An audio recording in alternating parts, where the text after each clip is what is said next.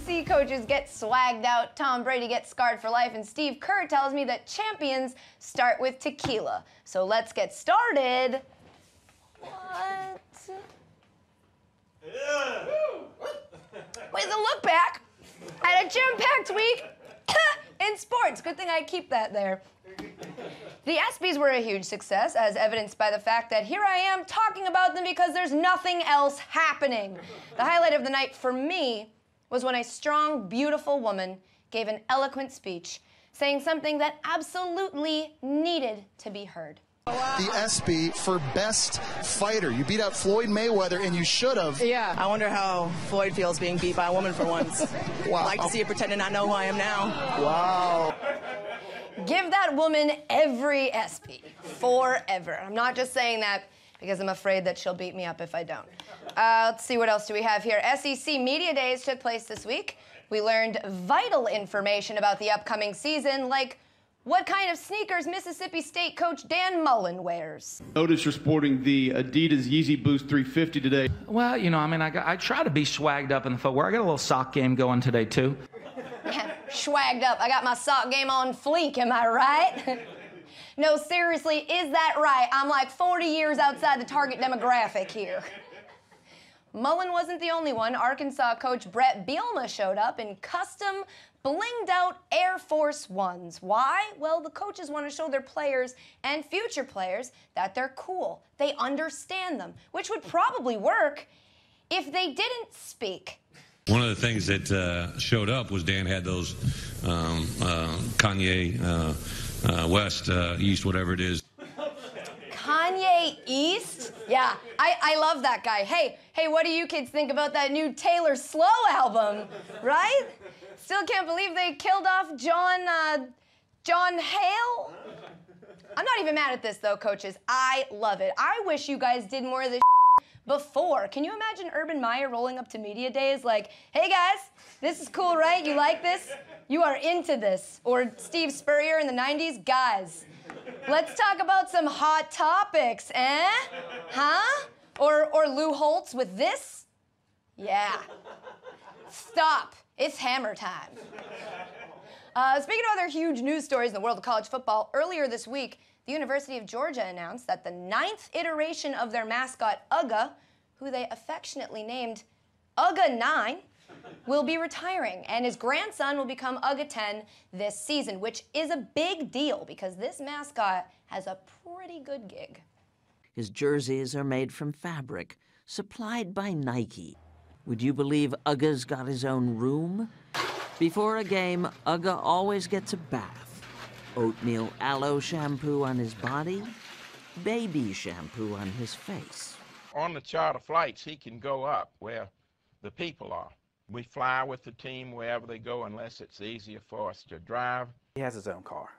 Ugga has his own car. He does. Yeah, that's right.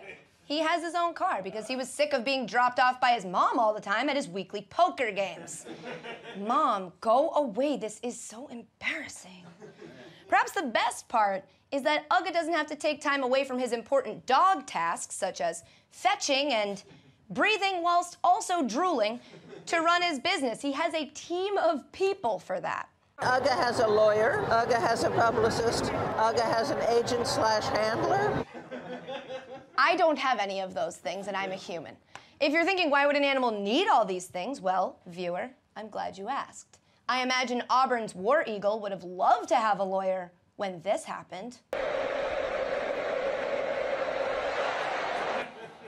Yeah, he'd better bird of prey for some workman's comp.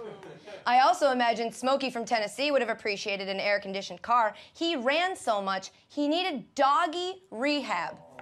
That's real, and not the kind of doggy rehab that Spike from Ugga's poker game went to. That is different and more serious. Perhaps the best example is LSU's Tiger. That guy desperately needs an agent. Why? Well, despite being a badass tiger, his name is Mike. That is Mike the Tiger, which sounds like a mascot for a new brand of Frosted Flakes that has 100% less sugar and a full day's worth of fiber. They're gross, but you should eat them because they're healthy. Clearly, having all these perks helps because last year, Ugga was named the nation's best mascot. It appears the only thing Ugga doesn't have is a guy who deals with copyright infringement. And finally, last week on the show, I expressed my concern for the new home run derby rules. They seemed complicated and convoluted, and I just could not see how they would improve the event. But I'm not afraid to admit when I'm wrong. It's actually probably one of the reasons I'll never be as successful as, say, some other people in this industry. Guys, watch this. Ready? I was wrong. The home run derby this year was actually pretty awesome. Adding a clock really did help, which got me thinking, why don't we make everything timed? Hey guys, got you some coffees? Yeah. Enjoy. Quickly, go. Go, drink them. Faster. It's too hot. Faster. It tastes like burning. 10 seconds. Time's running out.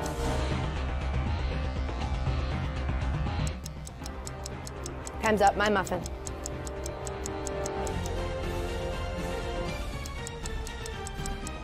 Time's up. Oh, what the? That, I wish I didn't see that either. Coming up, Steve Kerr wants to get his Warriors players drunk, and I'm going to help. Shocking, I know. But first, we found a way to make hot takes more enjoyable to watch. I do not believe that any athlete, pro or college, should risk being in a strip club or a nightclub or a college bar after midnight.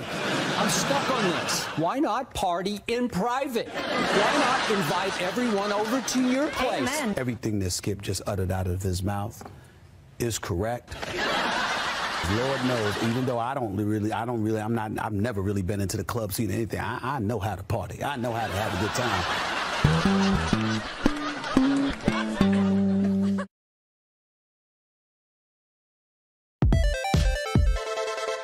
Welcome back, guys. Steve Kerr is a busy man. Getting him to sit down in our studio for a serious conversation would be impossible right now. So I did the next best thing. Opened up a laptop and shot the lowest quality interview you'll see on TV tonight. This is Big Names, Small Budgets with Coach Steve Kerr. Yeah, I hit record. My producers just asked me if I pushed record. This is the kind of operation we run around here. Harrison Barnes. Now, when you guys won the championship, which, by the way, congrats.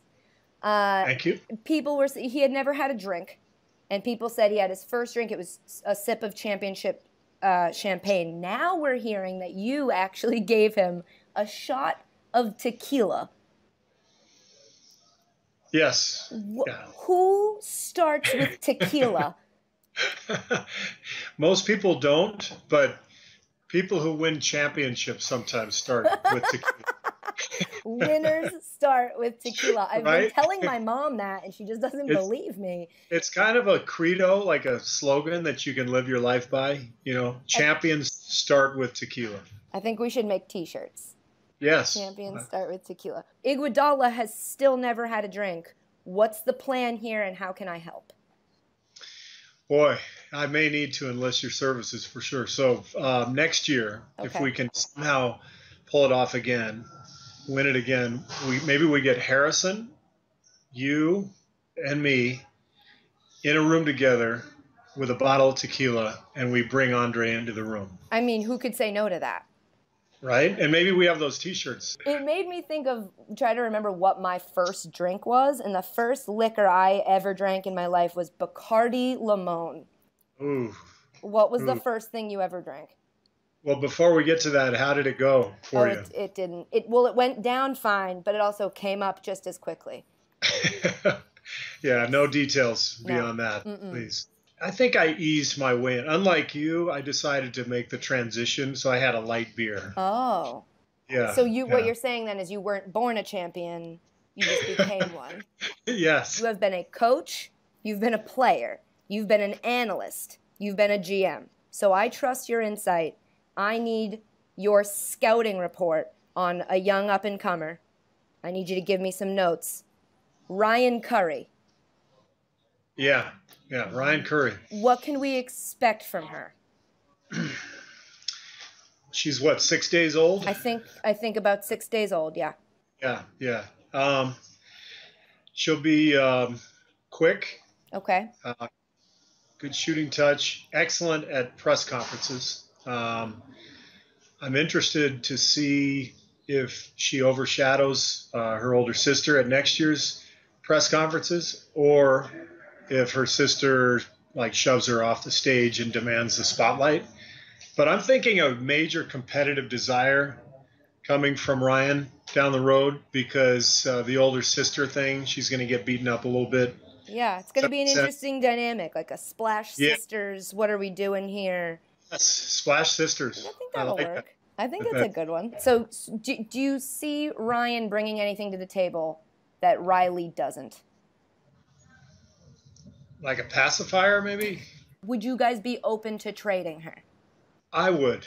You know, anything that makes the team better, I'm all for. And frankly, I haven't made much of an emotional connection with her at this point because I haven't even met her. Yeah, she's expendable. Right? She's an expendable baby. We move her on for a baby to be named later and a second-round pick. It's a smart move, Coach. If it helps the team, Katie, then we do it. We can't let emotion and sentiment get involved here. Thank you so much for talking to me. That was fun. About these silly things. You are awesome. You do a good job. Thank you. You do a good job too, but you don't need me to tell you that, do you? We're gonna make those T-shirts, and so we'll send you one. Champions start with tequila. Champions start with tequila. Bye. Thanks. Bye. Oh my God, she's a riot. I really did make those T-shirts, so if you want one, you're gonna have to work for it. Tweet us using the hashtag NBA Drinks, combining an NBA player with a drink, like Dirk Nowitzki or Dwight Russian. Do you get it? We'll pick the best ones, and then we'll send the winners a T-shirt. Coming up, Tom Brady's perfect face may be in danger. But first, a runner-up for this week's... That guy is very concerned about Tom Brady's face. But first, a runner-up for this week's Garbage Time Hero. This guy's James Harden impression was so good, Dwight Russian Howard shared it on Instagram. And now we're sharing it on TV. To significantly less people, I think. Hey! Oh! Hey! Hey!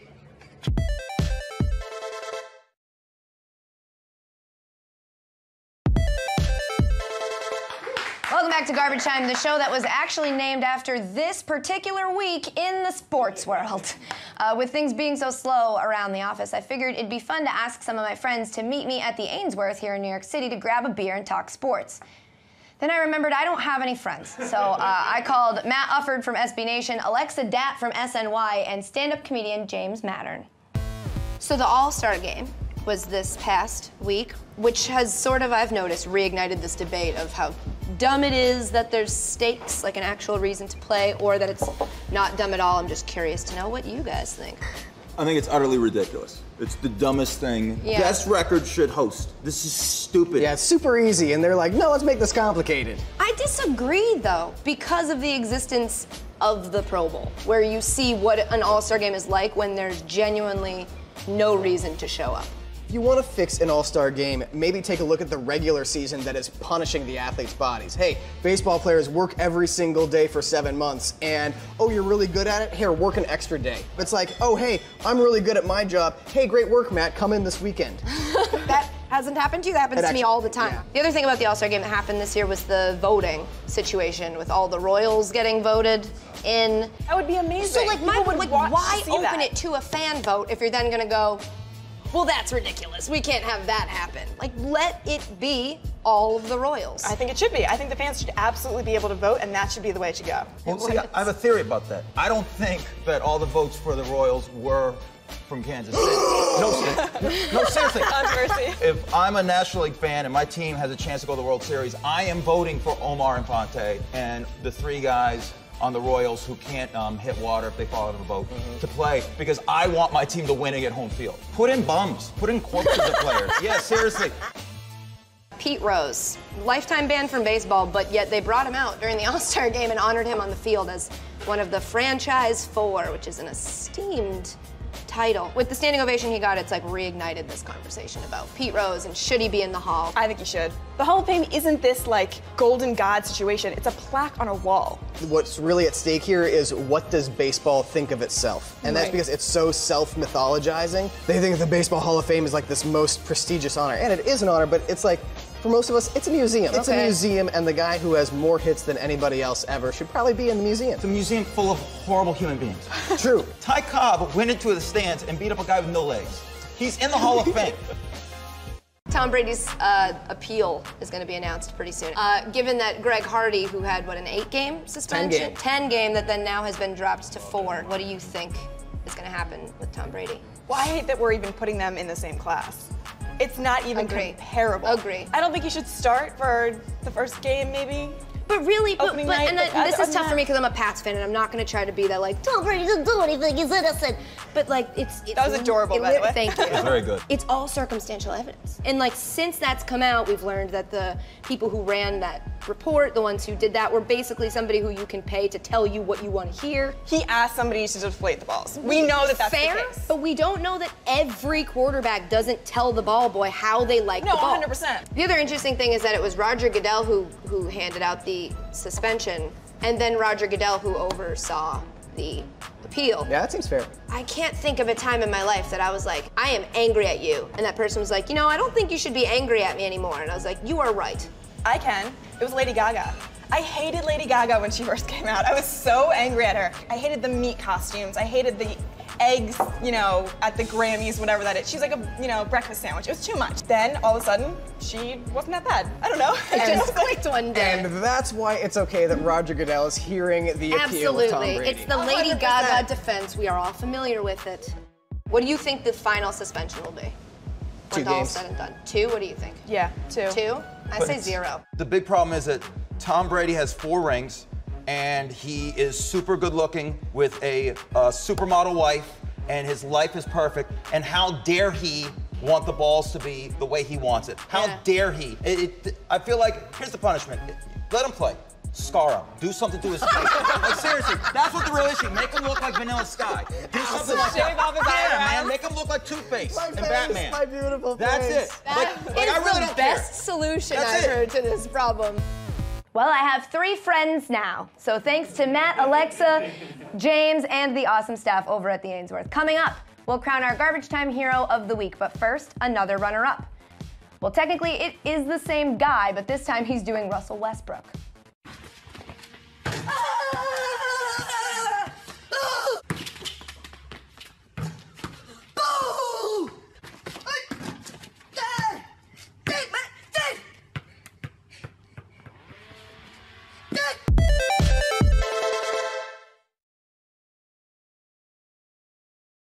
Welcome back to Garbage Time. Let's get to the Garbage Time Hero of the Week. This week, it's these guys.